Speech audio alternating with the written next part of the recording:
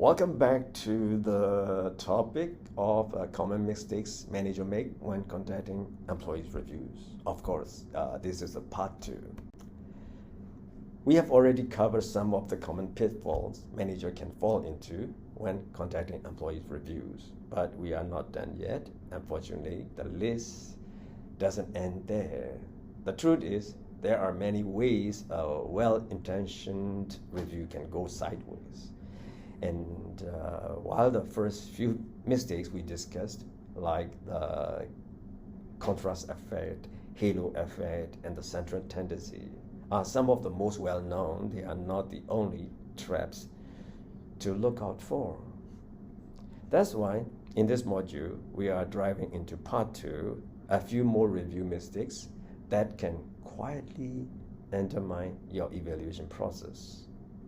Our goal here is not to make anyone feel bad, is to help you build awareness. Because when you know what to watch for, you can avoid these issues before they damage morale, trust, and or credibility of the review process. So by the end of this session, you will be more equipped to recognize and avoid the subtle missteps that can turn an annual review from a growth opportunity into a missed ones. So let's make sure your reviews are not just routine, they are reliable, fair, and truly impactful. So, as usual, I will start with a quote. Peter Senge once said, "Business and human endeavors are systems. We tend to focus on snapshots of isolated parts of the system and wonder why our deepest problems never get solved." That's a powerful reminder, right? Especially for leaders and managers. We too often zoom in on individual issues, an underperforming employee, a mixed deadline, a communication gap, and we treat them as standalone problems. But what Senge is saying is this: those issues doesn't exist in isolation. They are part of a system, and if we only look at one piece without understanding how it connects to the others, we will keep missing the root cause. For example, low morale might seem like an attitude issue, but what if it's actually caused by poor communication, lack of recognition, or unclear goals? If we don't step back and see the whole system, we'll just keep putting out fires instead of solving the deeper problems. So whether you are leading a team, running a business, or managing a process, step back. Look at the patterns, not just the moments. Because when we shift from reacting to understanding systems, that's when real lasting solutions begin to emerge. So let's be honest, giving feedback isn't always easy. And that's exactly why one of the biggest pitfalls in employee review is something called leniency, or the desires to please. This happens when a manager gives an overly positive review to an employee who has not really earned it, just to avoid conflict or keep the peace. Sound familiar? We all have been tempted. No one likes to see someone upset, and it can feel easier to just give a pass. But here's the thing: when we protect someone's feeling in a short term, we often hurt their growth in the long term. The truth is, employees need constructive feedback to get better, and even if it's uncomfortable, it's part of your responsibility as a leader. But here's the good news: how you deliver the feedback makes all the difference. Here are a few simple ways to make constructive criticism more effective and more human. Be specific. Vague feedback helps no one. Sandwich it. Start with the strength, then share the criticism, end with encouragement. Offer solutions. Don't just point out the problems, help them fix it. Don't overload. Focus on a few key points, not a laundry list. Be direct, but do it with empathy. Most importantly, show that you care. Make it clear you want to see them succeed. Because at the end of the day, being kind doesn't mean being soft. It means being honest in a way that builds trust, strengthens performance, and helps people grow. And that's the kind of review employees truly value. Another point that I want to talk about is first impression bias. Whether good or bad, they tend to stick. And that's where first impression bias can quietly creep into the review process. So, what is it? First impression bias is when a manager allows an early experience or initial judgment of an employee to influence all future evaluations, even if that impression is no longer accurate. Think about it. Maybe someone had a rough start, missed a few deadlines early on, or came across the wrong way in their first month. But over time, they improved, they adapted, they grew. Yet, if we let that initial misstep define our view, we are doing a disservice.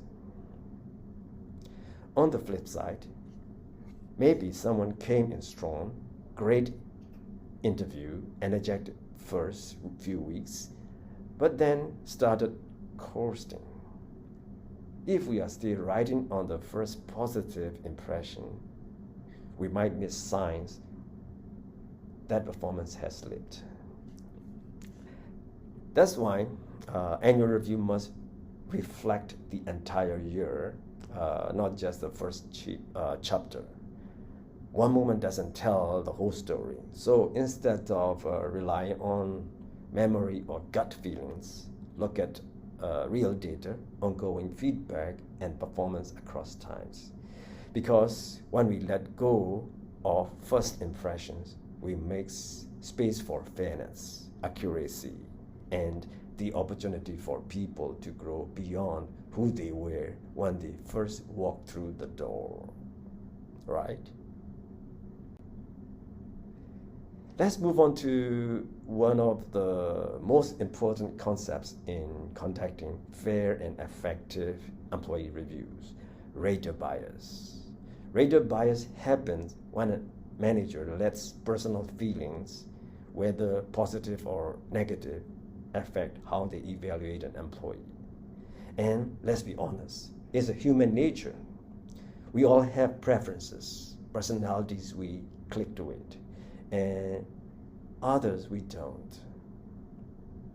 But here's the truth. When it comes to an annual reviews, personal feelings does not belong in the conversation. Maybe you really like working with someone. They are funny, they are easy to talk to, they remind you of yourself. That can tempt you to overlook some performance issues. Or maybe there's an employee who find difficult, but they actually get the job done. Either way, if your evaluation is based on how you feel about the person instead of how they perform, that's bias, and that's not fair. Performance review must be grounded in facts, evidence, and clear standards, not opinions or personalities. Your role as a leader is to step outside of emotion and focus on what the employee has actually accomplished over the year. Because when reviews are based on truth, not bias, you are not just protecting fairness, you are protecting trust. And trust is the foundation of a high-performing team. Let's talk about another common review trap that can quietly slip in and throw off your judgment. It's called recency effect. The recency effect happens when we allowed a previous performance evaluation or a recent behavior to overly influence the current review. In other words, we rate someone today based on how they were before, instead of evaluating their performance over the entire year. And hey, we are human. We make quick judgments. We remember what stands out, right? But annual reviews are meant to show an employee's growth, not trap them in the past.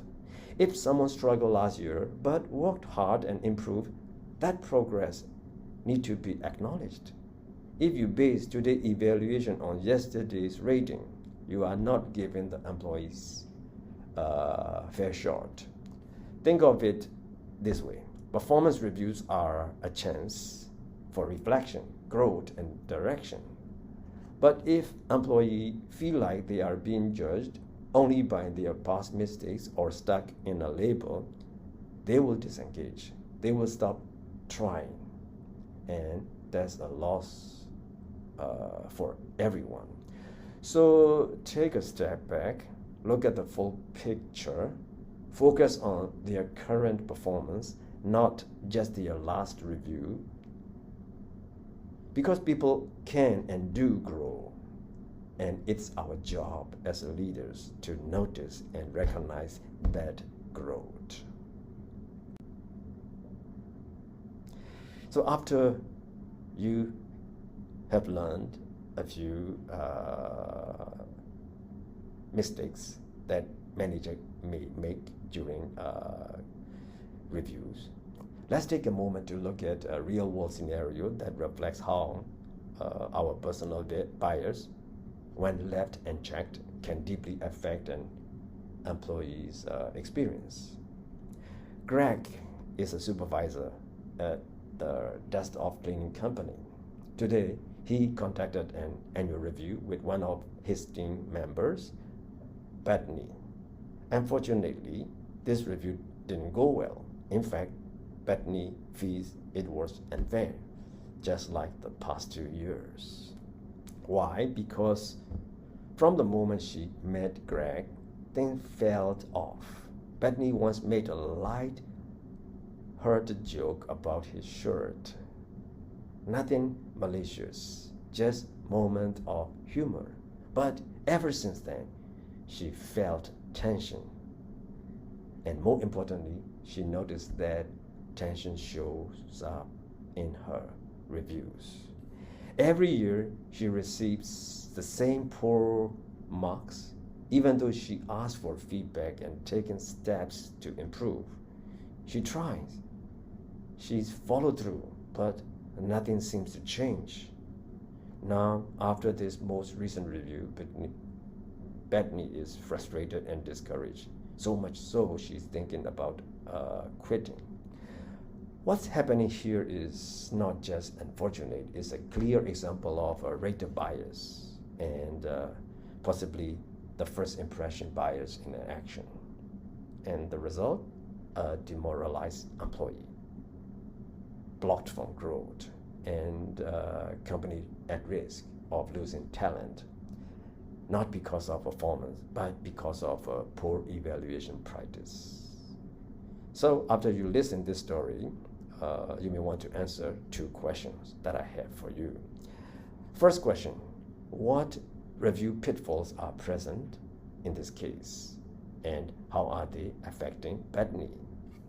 Second question, what could Greg have done differently to ensure a fair and objective evaluation? So you may want to take a few moments, think about it, and you may want to write down the answers that you think which is right. Of course, I will share with you my point of view as well.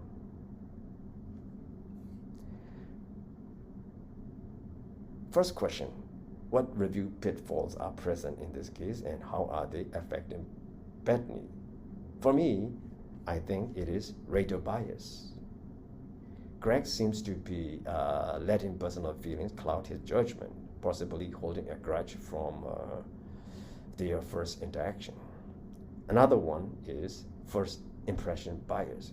Greg may be allowing that early joke to shape his opinion of Bethany permanently rather than evaluating her current performance. This has made Bethany feel stuck, unrecognized, and unfairly judged, leading to frustration and desire to leave the company. So this is my point of view for the first question. Okay, second question. What could Greg have done differently to ensure a fair and objective evaluation? For me, I think he should base Bethany's reviews solely on her actual job performance, not personal feelings or past impressions.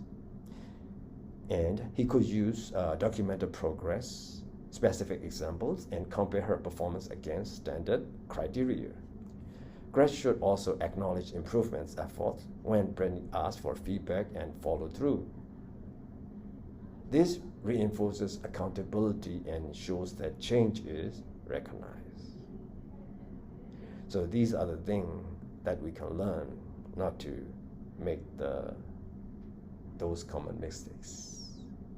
Okay, see you in next topics.